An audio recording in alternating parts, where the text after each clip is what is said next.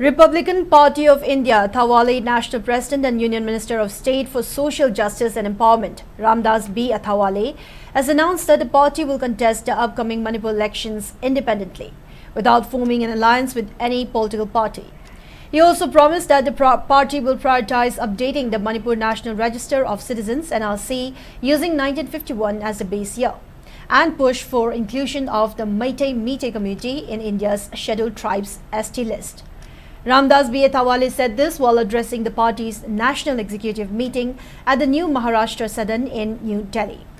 Several issues, including the ongoing Manipur unrest, were discussed during the meeting, which was attended by RPIA National General Secretary Maheshwar Thangnaujem and representatives from various states.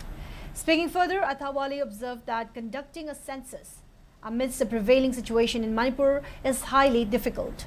He pointed out that a census under such conditions could enroll illegal immigrants as genuine citizens, cautioning that this would ultimately harm both the state and the entire country. Emphasizing that the Manipur NRC must be updated with 1951 as the base year, Athawale added that he would meet with the Prime Minister of India to urge him to implement this. He also vowed to officially send a recommendation to enlist the Meitei community in the ST list if the party forms the state government. Meanwhile, Maheshwar noted that the RPIA has been recognized as a state party in Manipur. He assured that the party would prioritize the identification of illegal immigrants, ensure free movement along the national highways, and advocate for the inclusion of the Meitei community in the ST list of the Indian Constitution. RPI अभी state party recognise है अभी मणिपुर में। हमारा RPI का demand क्या है जो people of Manipur को पसंद है?